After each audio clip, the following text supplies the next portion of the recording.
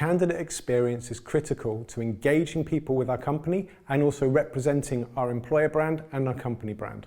We should always be thinking about this whenever we're recruiting. Candidate experience is really driven by good feedback. What do I mean here?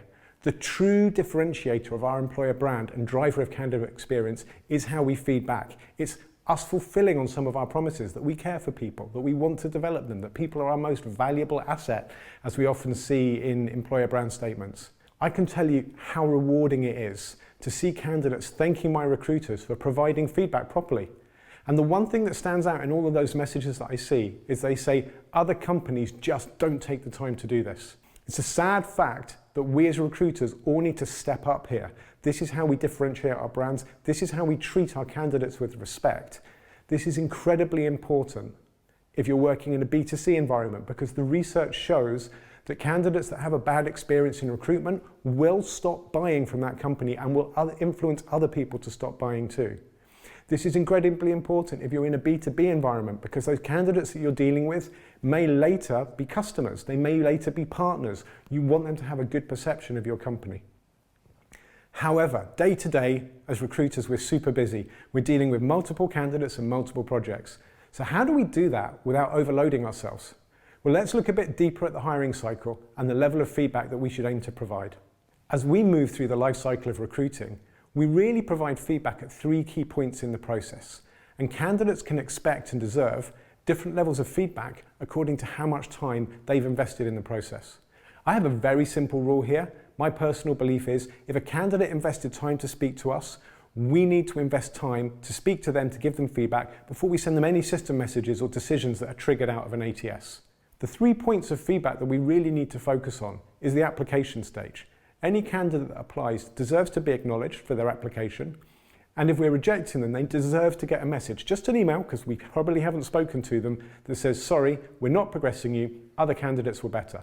That can be system driven, that can be automated, that's easy for us to do. And it's a reasonable expectation for every candidate they're going to get acknowledged and the decision. If we're moving them forward to the screening phase and we've taken the time to have a conversation with them and we're not going to move them forward, they deserve a short call just to inform them. We don't have to get too deep here. Perhaps we just say we're moving other people forward, they were stronger in these areas, and leave it at that.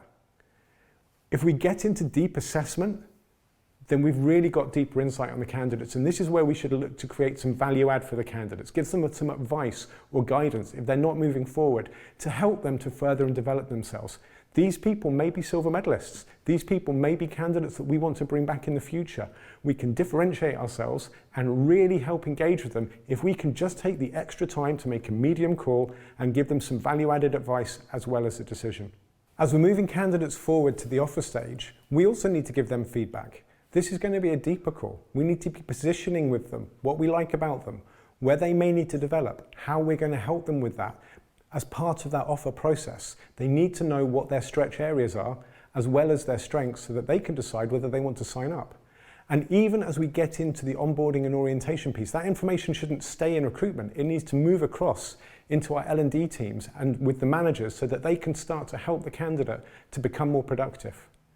What's important here is that we make sure that we give that candidates feedback at the 3 key stages of application and sourcing, the screening and assessment phase, and the offer and the orientation phase. And if we do that correctly, we can give them the right level of insight without overloading ourselves and make sure that we differentiate ourselves as an employer, add value to our candidates, and really keep them engaged with our company as an employer.